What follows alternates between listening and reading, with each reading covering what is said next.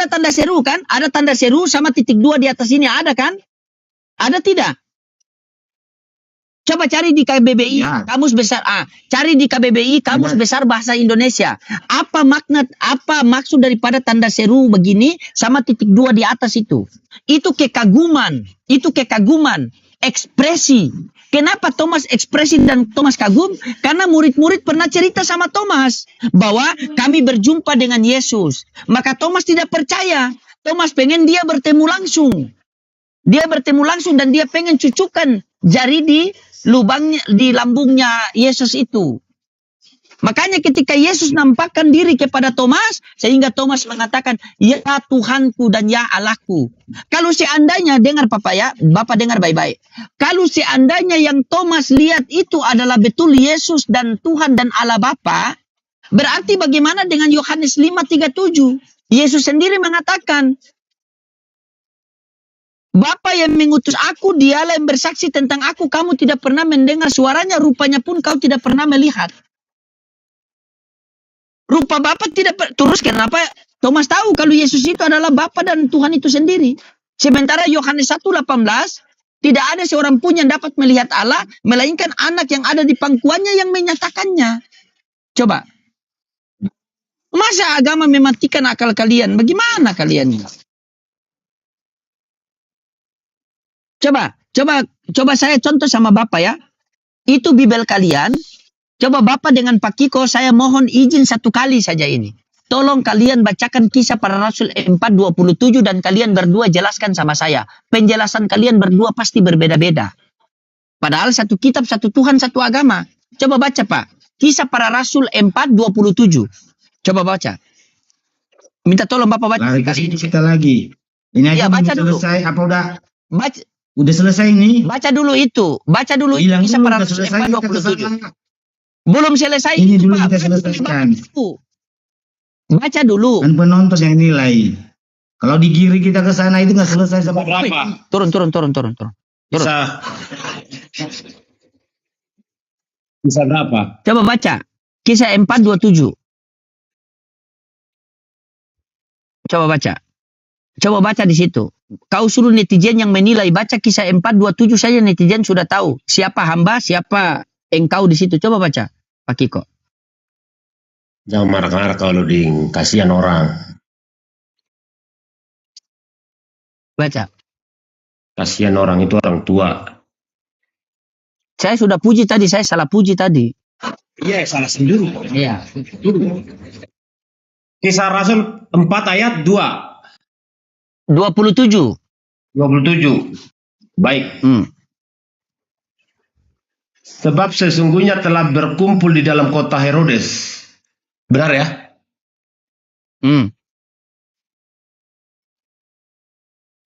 Sebab sesungguhnya telah berkumpul di kota di dalam kota ini Herodes dan Pontius Pilatus beserta bangsa-bangsa dan suku-suku bangsa Israel melawan Yesus, hambamu yang kudus yang engkau urapi. Di situ Yesus tertulis apa? Hambamu. Hamba itu punya Tuhan atau tidak punya Tuhan? Kan kondisinya di dunia. Iya, ketika Yesus di dunia, dia Tuhan apa dia hamba?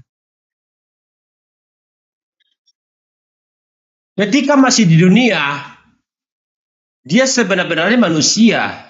Tapi di dalam kemanusiaannya terdapat keilahian. Kolose 2 ayat 9. Saya baca ya. Sabar, kita sambut Bapak dulu. Bapak Paul Tarian. Islam Kristen, Pak? Kristen.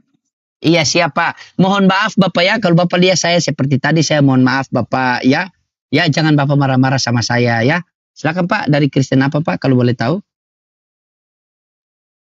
Saya baca Kolose ya. Kristen apa? Ya. Kristen aja. Oh, Kristen aja, siap Pak. Ya, Kristen. Bapak punya Bibel di situ atau tidak Pak? Nggak punya Bibel. Nggak punya. Ya, oke, nggak punya Bibel. Kolose 2 ayat 9. Saya baca. Sebab di dalam dia berdiam secara jasmani seluruh kepenuhan kealahan. Di dalam diri kemanusiaan itu loh. Mau kemana lagi dibelokin? Oke. Sebab di dalam diri Kemanusiaan itu, jasmani kemanusiaannya. kepenuhan apa? Sebab di dalam dialah berdiam secara jasmani seluruh kepenuhan kealahan. Kepenuhan kealahan. Oke. Berarti kealahan itu yang membuat Yesus jadi Tuhan, betul? Betul. Kealahan itu berdiam di jasmani, betul? Iya, di dalam diri Yesus, kemanusiaan Yesus tersebut. Iya, di dalam jasmani kan? Betul? Iya. Iya. Iya. Jasad itu tubuh kan? Yes. Ketika Yesus mati, mayatnya itu mayat Tuhan apa mayat manusia? Manusia. Katanya keilahian berdiam secara jasmani. Mayat itu jasad atau bukan? Jasad. Berarti jasad Tuhan. Kemanusiaan Berarti yang jasad mati. Tuhan. Iya. Kemanusiaannya yang mati toh. Daging. Baca daging. ulang. Baca ulang. Baca ulang. Coba baca ulang. Baca baik-baik. Baca baik-baik. Teliti dengan baik. Teliti dengan baik. Sebab di dalam dia berdiam seluruh kepenuhan kealahan. Berdiam di mana? Di roh apa di jasad? Sebentar saya baca. Iya. Jangan marah. Baca. Bang Loading larang saya marah-marah. Jangan marah-marah juga. Dengerin baik-baik. Sebab di dalam dialah berdiam secara jasmaniah seluruh kepenuhan kealahan. Titik. Berarti kealahannya itu berdiam di jasmani, jasad kan? Iya. Iya. Ya di dalam jasad ini kan tubuh. Yes. Iya, berarti mayat Yesus Tuhan atau bukan? Mayat Yesus itu daging kan. Daging ini kan jasad kan? Nah, Iya, hilang jasad. kabur dia kan? Wah, yang nggak Kalau semua. begini Pak, dengar. Kalau seandainya yang tertulis di dalam Kolose itu kepenuhan kealahan di dalam roh, tidak masalah karena roh tidak bisa mati. Kalau roh tidak masalah, tetapi itu di jasad. Oke, sabar. Saya coba belajar pelan-pelan dulu. Jasad ini tubuh atau bukan? Tubuh.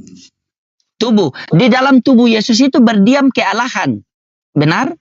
Iya, seketika hidup. Iya. Kenapa? Mana datanya Anda mengatakan begitu? Jangan menambah-nambahkan firman Tuhan dong. Ya. Jangan, tidak boleh menambah-nambahkan firman Tuhan. Oke. Saya tanya sekali lagi untuk Bang Kiko di 9, mata memandang. Saya buka datanya ya. Bentar, saya buka datanya dulu ya. Jangan buka-buka dola, saya nggak suka. Oh tadi bawa dola sama orang, kasihan orang Tidak. dibantai. Tidak, saya tidak buka. Dia sudah bingung tadi itu makanya saya pakai dola. Oke, saya tanya sama Anda, berdiam seluruh kepenuhan kealahan di dalam jasmani, jasad. Jasad. Jasad sama roh beda atau tidak? Beda. Berarti kealahan itu berdiam di jasad, jasmani kan? Iya. Iya. Mayat Yesus itu mayat Tuhan atau bukan? Karena jasad, mayat itu kan jasad. Kita lihat tubuhnya jasad. Mayat Yesus Tuhan atau bukan? Jangan atributkan kepada dagingnya. Saya tanya, kalau tidak bilang tidak, kalau iya bilang iya, kalau tidak tahu bilang tidak tahu. Biar saya kasih datanya. Mayat Yesus Tuhan atau bukan? Mayat Yesus bukan. Bukan Tuhan. Oke, baca Lukas 24 nomor 3. Mayatnya ya yang dimaksud ya, bukan. Iya. Bukan ya. Baca Lukas 24 nomor 3. Bantulah, kita kan sama-sama bisa, bantulah. Ini mata Iya. ya. Percayalah aku sama Bang Loading. Bantulah. Iya. Baca. Coba kamu yang baca situ. Terakhir Bang Kiko baca terakhir ini. Habis itu baru selebihnya saya baca-baca. Ini yang terakhir. Ada kejutan. Coba baca. Apa tadi? Lukas 24 nomor 3.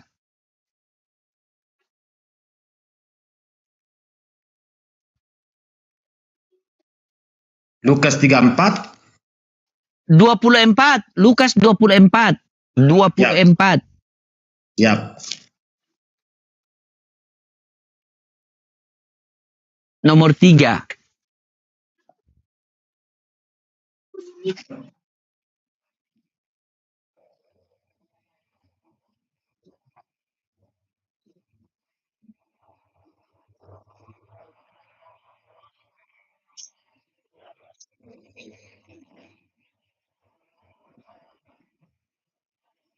Dan setelah masuk mereka tidak menemukan mayat Tuhan Yesus. Mayat apa itu? Mayat apa? Kenapa? Apa yang lucu di sana? Mayat apa? Mayat apa? Yang Ya, tertulis mayat apa? Yang tertulis mayat apa? Dan setelah masuk mereka tidak menemukan mayat Tuhan. Tuhan Yesus. Berarti mayat Yesus itu Tuhan atau bukan? Kan tadi yang didownload itu tertawain. Ketika meninggal kan ditertawain kan. Emang ada rese-resenya lu Bang Ludi. Tidak, yang saya tadi kan Bang Kiko bilang Sebentar. mayat Yesus, sabar. Oke, Anda mau melawan Bibel Anda, mau lawan? Mau lawan? Ketika Oke, saya bicara tertulis di dalam Bibel Anda. Oke, Iya, Mas, silakan. ketika saya bicara, Pak Nurdin selalu buat fitur tertawa. Kakak. Kapan saya mau menerangkannya? Kakak mulu. Oke, Dengarkan silakan. sedikit. Kan kita nih manusia. Ketika badan kita mati, jasad kita, roh kita tetap menempel gak kira-kira? Kan gak juga kalau kita mati kan? Menempel gak? Saya tidak tanya itu, yang saya tanyakan di Bibel itu tertulis mayat siapa? Mayat Yesus. Coba baca ulang, mayat siapa yang tertulis? Baca ulang. Dan setelah masuk mereka tidak menemukan mayat Tuhan Yesus. Kenapa ada yang salah di sana? Tidak ada. Mayat siapa? Mayat siapa? Mayat Tuhan. Berarti mayat Yesus itu Tuhan atau bukan? Kalau mayat Yesus bukan Tuhan, kenapa ditulis Tuhan di Bibel? Hapuslah itu Tuhan di Bibel itu. Hapus saja. Di situ kan tertulis mayat Tuhan Yesus. Berarti mayat Yesus itu Tuhan atau bukan Tuhan? Bang Kiko bilang bukan Tuhan. Sementara di Bibel tertulis mayat Tuhan. Bahkan di 1 Korintus 11 nomor 26, ketika kamu memakan roti ini dan meminum cawan ini, kamu memberitakan kematian Tuhan. Ini tertulis, dan setelah masuk mereka tidak menemukan mayat Tuhan. Anda mengatakan mayat Yesus bukan Tuhan. Bibel mengatakan mayat Tuhan Yesus. Kenapa keimanan Anda bertentangan dengan kitab yang Anda imani? Malu kalau Tuhan mati. Coba kita kasih Bapak dulu. Kasihan Bapak di bawah ini. Kita kasih Bapak. Bang Kiko istirahat dulu. Bapak mohon maaf Bapak. Silakan lanjut Bapak. Silakan Bapak. Iya. Ini Bang Loading ini agak rancu karena diksi yang dipakai di Bible ya. Iya. Karena kan LAI menggunakan diksi yang tidak sesuai dengan KBBI Bang Loading. Nah, jadi mesti dipilah-pilah gitu loh. Apakah kita mau memakai sesuai KBBI atau sementara ngikuti diksinya LAI sehingga diskusinya itu betul. nyambung gitu ya. Betul Pak, begitu Pak. Nah, sabar Pak, sedikit. Apakah menurut Bapak terjemahan LAI ini salah? Atau keliru? Kalau sesuai KBBI salah. Salah. Dengar Pak Kiko, ini Kristen jujur. Dengar. Ini Kristen jujur. Begitu salah. Karena tertulis itu mayat Tuhan.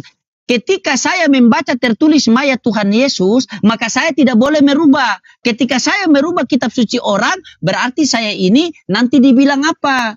tidak berada kitab suci orang kita rubah. Makanya itu saya buat Oten bingung dengan Bibel karena kalian tersesat dengan LAI. Benar tidak, Pak? Iya, bikin kerancuan. Cuma dia ngeyel, Pak. Dia ngeyel dari kami mentang-mentang dia baru diangkat pendeta. Ngeyel. Pendeta LAI. Apalagi dia kalau ketemu sama pendeta PDF, sombong mereka berdua. Nasihat Pak, silakan berikan kami pencerahan sedikit Pak, karena mungkin saya juga keliru dengan LAI. Bapak bisa kisi-kisi sedikit sama kita Pak. Silakan Pak, waktu dan tempat dipersediakan. Bang Kiko ini dengar ini kebenaran, Ya, Bang Kiko. Walaupun Anda itu pendeta, Kalau Anda supaya tidak gini, karena kita orang Indonesia, ya kan memang sudah punya KBBI yang dipakai secara umum di dalam kehidupan kita sehari-hari. Nah, manakala di Bible LAI menggunakan diksi yang tidak suka KBBI, sehingga terjadi kerancuan pada saat orang menyebutkan kata Tuhan. Sementara kata Tuhan dalam Bible LAI memaknai sebagai kurios atau Lord, harusnya Lord, Tuhan. betul. Sementara kalau kata Theos atau God itu harusnya Tuhan, begitu. Nah ini kan, aduh, itu permasalahannya di situlah, gitu. Cuma Bapak, kalau saya kasih bilang sama Bang Kiko, oh iya silakan Pak, lanjut Pak. Tapi kalau orang yang cermat, Bang Loding, artinya itu tidak mencampur adukkan antara diksi di dalam Bible dan LAI, sebetulnya tidak masalah juga. Artinya konsisten dengan apa yang dimanai oleh LAI. Asal jangan terrancu dengan KBBI. Nah, tapi seyogianya supaya buat orang-orang yang katakanlah tidak cermat dalam memaknai suatu kosakata, ya sebaiknya menselaraskan dengan KBBI saja, biar nggak Iya bingung, Pak, gitu. Begitu. Makanya kemarin saya sudah sampaikan sama Pak Kiko. Pak Kiko dibawa, cuma karena mungkin saya Islam, jadi dia tidak mau mendengar. Nah, puji Tuhan dengan kehadiran Bapak di sini, maka dia mulai merajuk. Padahal itu kebenaran, kan? Iya, itu kebenaran Pak, kan? Karena seharusnya kalau mau ikut, kata kurios itu diterjemahan menjadi Tuhan. Baru Theos itu jadi Tuhan. Karena kita tidak akan mengenal Theos tanpa melalui kurios. Benar tidak Pak? Kan? Karena Theos ini tidak dapat dilihat, tidak dapat terhampiri. Merujuk kepada 1 Timotius 6 nomor 16. Dialah satu-satunya yang tidak takut kepada maut. Bersemayam di dalam terang yang tak terhampiri. Tidak ada seorang pun yang dapat melihat dia dan manusia pun tidak bisa melihat dia. Bagaimana kita bisa mengenal dia? Maka dijelaskan dalam Yohanes 1:18. Tidak ada seorang pun yang dapat melihat Theos. Melainkan anak yang ada 4-5 ayat itu, 5 dalil itu. Ada 4-5 dalil itu. Ini mereka campur semua Pak. Yesus itulah Theos, Yesus itulah kurios, Yesus itu pula Roh Kudus. Semua dicampur lagi. Ini Tuhan apa gado-gado? Bingung saya. Nah, memang juga tambah satu lagi. Dalam Bible LAI ada beberapa memang translate-nya bukan masalah diksi yang dipakai, tapi memang ada kekurang tepatan dalam translate. Iya, betul sekali. Sehingga di beberapa ayat seolah-olah kalimat itu menunjukkan bahwa Yesus juga Theos, padahal Theos di situ tidak ditujukan kepada Yesus, tetapi itu ditujukan kepada Bapa, begitu. Bapa, betul. Misalnya di Roma, di Ibrani, terus di Yohanes 20 tadi, di mana lagi ya? Ya itu 3 itu yang saya mungkin Pak Kiko ada yang coba disampaikan beberapa ayat yang mengindikasikan Yesus itu Theos. Nanti kita bahas Pak Kiko. Iya betul. Silakan Pak Kiko. Ini bagus ini Bapak, ini dia sopan ini. Ini yang saya puji ini. Saya tidak salah puji, saya yakin ini Bapak ini bagus, dia jujur. Saya suka Kristen jujur begini Pak, biar saya juga dapat ilmu kan, daripada Kristen terputar-putar. Makanya saya punya tema ini, Pak. Mohon maaf. Saya punya tema ini, saya bilang Oten itu oknum Kristen, bingung dengan Bibelnya. Contohnya Pak Kiko ini. Silakan. Misalnya juga gini, tambahan satu lagi, bahwa eh, Sang Pencipta, Maha Pencipta itu hanya merujuk kepada YHWH, Iya, yang betul. itulah yang dipanggil Bapa oleh Yesus. Karena Yesus kan mengatakan Sema Israel, bahwa YHWH itu Allah kita dan YHWH itu Echad.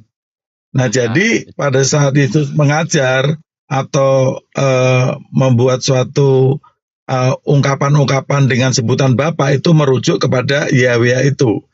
Dan ada kerancuan seolah-olah Yesus itu juga menciptakan, tetapi sesungguhnya tidak ada ayat satupun yang merujuk bahwa Yesus itu mencipta. Misalnya di Yohanes 1 ayat 3. Kenapa? Karena Yohanes 1 ayat 1 hampir semua teman-teman Kristen itu memaknai Sang Firman itu merujuk kepada Yesus. Tetapi sebenarnya bahwa Sang Firman itu adalah gelar atau sebutan bagi Dia yang berfirman, Dia yang dari kekalan berfirman. Dan Sang Firman itu tertuju kepada Theos, dan Theos, betul. Sang Firman adalah Theos. Jadi Betul. Sang Firman itu bukan merujuk kepada Yesus. Makanya di ayat 3, Sang Firman itu juga Dialah yang telah menjadikan segala sesuatu, dan tidak ada satupun yang jadi tanpa Dia dari yang segala yang dijadikan. Wih, luar Nah, biasa. bagaimana kita memahami ayat Yohanes 1:14, di mana Sang Firman itu menjadi manusia? Kalau dari kalimat itu seolah-olah yang menjadi manusia itu Yahweh itu sendiri, yaitu Bapa. Tapi harus tahu bahwa kalimat itu merupakan kalimat yang paralel atau sejajar dengan seperti Kejadian pasal 18, dikatakan lalu dan YHWH menampakkan diri kepada Abraham. Kalau kita baca kalimat itu harusnya mengandung makna bahwa yang bertemu dan datang menemui Abraham itu YHWH itu sendiri. Tetapi uraian ayat berikutnya menunjukkan bahwa yang bertemu dengan Abraham itu bukan YHWH itu sendiri, tetapi utusannya. Makanya beberapa peristiwa seperti pada waktu Abraham di Gunung Moria, pada waktu Musa di Keluaran 3, yang menemui Musa dan Abraham itu jelas-jelas ditulis malak atau utusan YHWH. Itu udah selaras dengan dalil-dalil yang tadi disebutkan Bang Loding, bahwa tidak ada seorang pun, dia tidak bisa dilihat dan suaranya pun tidak bisa didengar. Nah, dengan dasar para ayat itu, maka Yohanes 1 ayat 14 yang menuliskan dan Sang Firman menjadi manusia, maka yang menjadi manusia bukan Yahweh itu sendiri, tetapi utusan Yahweh, yaitu putra tunggal dari Allah, dari Tuhan. Yohanes 3:16, karena begitu besar kasih Tuhan akan dunia ini, maka Dia mengaruniakan anaknya yang tunggal. Jadi yang menjadi Yesus itu bukan Tuhan itu sendiri, tetapi utusannya. Makanya Yesus pun setelah jadi manusia adalah utusannya. Yohanes 17 ayat 3. Inilah hidup yang kekal itu, mengenal Engkau, yaitu Yahweh, satu-satunya Tuhan yang benar, dan mengenal Yesus Kristus yang Engkau utus. Jadi sebetulnya semuanya itu mudah dipahami dan ada suatu sistematika yang yang runut dari Kejadian sampai Perjanjian Baru, seperti itu. Mungkin itu dulu Bang Loding. Mau tanggapi? Iya, siap. Kasih Bang Kiko dulu, soalnya dari tadi dia mau ngamuk-ngamuk, Pak. Dia kalau ngamuk hancur piring di rumah, Pak. Iya, silakan. Ya, silakan Bang Kiko, kalau mau bengkokkan silakan, nanti diluruskan oleh Pak Paul, silakan. Yang ngamuk saya apa Bang Loding?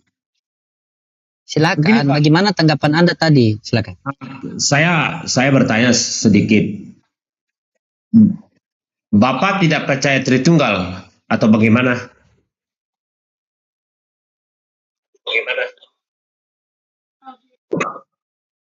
Bapa yang namanya YHWH, dan Yesus sebagai utusan, sebagai penebus, juru selamat.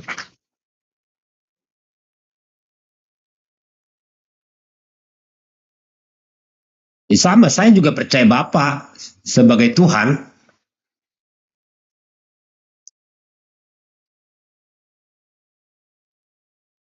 Maksud saya kan Pak gini, Bang Loding sampaikan kalau Yesus itu, tapi saya bertanya dulu Pak, kita mungkin berbeda ini Pak. Silakan. Boleh Pak, monggo. Memang tidak ada di Alkitab secara eksplisit menyatakan kalau Yesus itu dituliskan Yesus adalah Tuhan, bukan demikian. Memang tidak ada Pak. Cuma saya percaya Tritunggal, kalau Yesus itu adalah memang benar utusan dari Sang Bapa. Saya percaya itu. Yesus itu kan yang saya imani, firman Allah yang menjadi wujud manusia, karena Tuhan itu sampai hari ini tidak bisa kelihatan untuk bertatapan langsung dengan manusia. Dengan lewat Yesuslah Tuhan menampakkan dirinya, seperti itu Pak. Apakah kita berbeda dengan pemahaman ini atau bagaimana Pak? Dengan lewat Yesus. Berbeda, Anda salah. Tidak ada Tuhan menampakkan diri, tidak ada begitu. Dari perjanjian lama sampai perjanjian baru tidak ada Pak. Ini bukan saya mau memotong Bang Kiko, tidak. Karena ini kita baca tidak ada seperti itu. Nah sekarang ketika saya tanya sama Bang Kiko dapat memahami dari mana Tuhan menampakkan diri. Iya, dengar dulu. Karena ini serius, ini saya model serius. Ketika saya tanya sama Bang Kiko baca di mana Tuhan menampakkan diri. Dari Kejadian sampai Wahyu tidak ada. Jadi jangan bawa diksi-diksi Tuhan menampakkan diri, tidak ada. Tadi kan sudah jelas sama Bapak Paul di atas. Kan? Yang bertemu dengan Abraham itu. Kenapa? Yesus itu kan firman Allah yang menjadi manusia. Yesus itu bukan berarti Tuhan menampakkan diri, bukan. Mana ada Tuhan menampakkan diri? Yang menampakkan diri cuma kuntilanak. Loding bertanya seperti itu. Posisikan dirimu, kita itu tidak satu iman. Jangan paksakan kehendakmu untuk saya, nggak bisa. Sekarang begini, saya tidak bertanya, dengar Bang Kiko, saya tidak bertanya bahwa saya tidak membahas kita satu iman atau tidak. Ini kita kembali kepada Biblika. Ya. Kita kembali kepada Biblika. Oke, sekarang di Bibel di mana di Kejadian sampai Wahyu Tuhan menceritakan Tuhan menampakkan diri. Kalau ada, saya baptis dengan air panas sekarang. Tidak ada Tuhan menampakkan diri. Yang imani Yesus Bapak, itu adalah, buka kamera Bapak. Di sini sudah saya undang. Belum terbuka itu, sudah saya undang tuh. Bagi keimanan saya, bagi keimanan saya yang saya imani, tolong Bang Loding hormati dong. Yesus itu firman Allah. Dia tidak mengerti Bapak Paul. Yesus begini Pak, Anda dengar dulu. Jangan dulu bawa iman ke sini, saudaraku. Anda mau mengimani baik sebegitu, dengar dulu. Anda ini dengar dulu, Anda tidak tahu ranah diskusi. Anda mau mengimani topi sebagai Tuhan, Anda mau mengimani kecap sebagai Tuhan, itu urusan Anda. Tetapi di sini ranah diskusi lintas agama. Berarti kita harus membawa data sesuai yang tertulis dalam kitab suci. Bukan keimanan Anda diganggu. Ketika Anda bernarasi bahwa keimanan saya adalah Tuhan yang menampakkan diri, kita minta pertanggungjawaban, datanya di mana? Terus Anda mengatakan itu keimanan saya. Berarti keimanan Anda berlandaskan apa? Berlandaskan omon-omon. Contoh saya mengatakan keimanan saya, Tuhan itu tidak serupa dengan makhluk. Datanya mana? Asy-Syura ayat 11. Laisa kamislihi syai'un. Dia tidak serupa dengan makhluk. Oh, berarti betul keimanan Loding selaras dengan kitab yang dia imani. Sekarang Anda mengatakan keimanan saya adalah Tuhan yang menampakkan diri, yaitu Yesus. Mana datanya? Mana? Data yang kita butuh. Bukan iman. Iman Bang Kiko bawa ke pasar tukar dengan kipas angin rusak pun tidak laku itu. Bentar ya. Tadi malam sudah kita baca. Saya cari lagi. Memang Cari dulu. ayat. Memang Oke. kau sangat. Oke, cari. Saya tunggu cari. Oke, siap, cari. Saya kembali ke Pak siapa dulu ya? Bapak Hamster. Bapak Hamster. Ya, sabar Pak Adam. Bapak Hamster. Siapa Hamster atau siapa nih? Hamster. Aduh. Tapi izin Bapak, saya tanya Pak Paul Tarian, gereja Bapak apa? Ya, Pak. Gimana Pak? Gereja Bapak, izin Bapak, saya bertanya. Gereja Bapak Gereja. apa? Iya. Oh, Harus jelas Pak. gereja saya di karismatik Pak Kiko. Sama Pak. Terima kasih Pak. Pak Lunas, gerejanya apa Pak?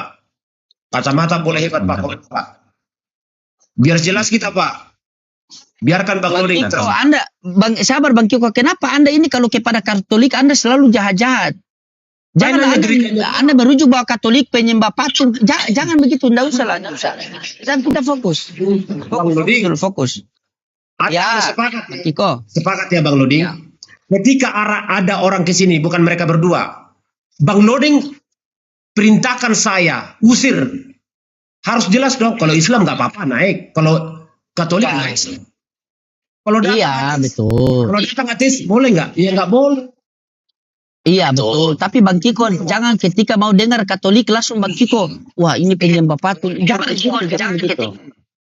Ya. Mana ada saya begitu? Coba Bapak Paul tanggapi dulu bagaimana statement Bang Kiko tadi bahwa Tuhan menampakkan diri. Silakan Pak. Baru Pak Adam masuk ya. Sabar dulu Pak Adamnya. Kita kasih Bapak Paul dulu ya. Ganti-gantian Pak Adam ya. Pak Adam ini juga kawan saya yang baik. Silakan Pak Paul. Tuhan menampakkan diri katanya tadi, yaitu Yesus. Tadi saya kurang apa yang disampaikan Pak Kiko kan belum selesai tadi karena kepotong-potong Bang Loding. Jadi saya belum menangkap dengan jelas maksudnya Tuhan menampakkan diri itu. Begitu Bang Loding. Iya, ini Pak. Dia punya narasi yang simpel tadi. Belum bisa. Dia punya narasi yang simpel tadi Pak, bahwa Yesus itu adalah Tuhan yang menampakkan diri, firman Tuhan yang menampakkan diri, yaitu Yesus. Jadi Yesus itu satu hakikat dengan Tuhan, begitu.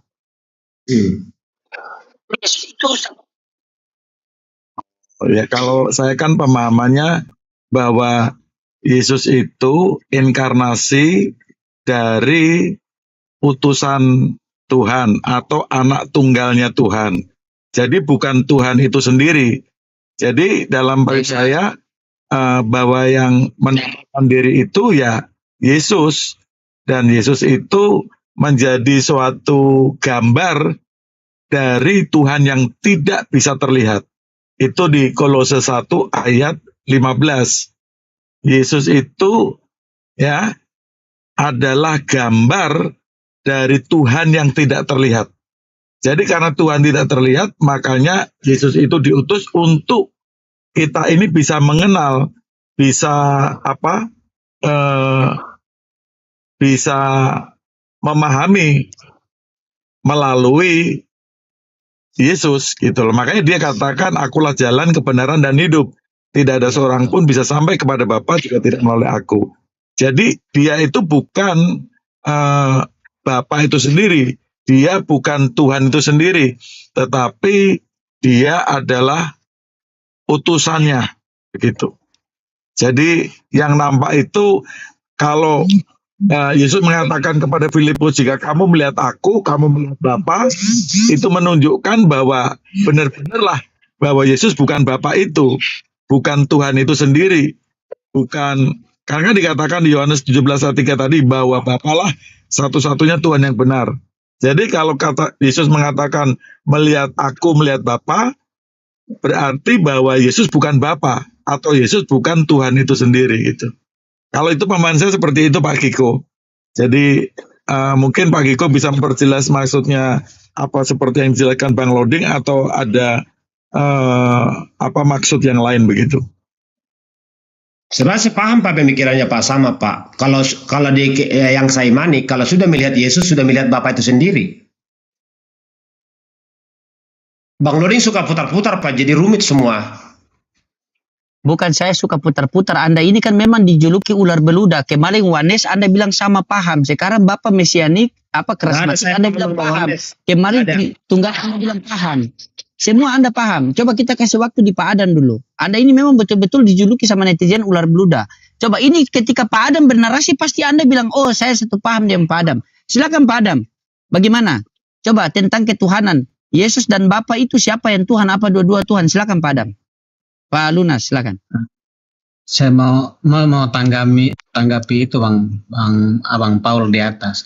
Kalau dari penjelasan dia kan berarti Bang Paul ini tidak percaya bahwa Yesus itu Tuhan, ya kan Bang Paul? Iya betul.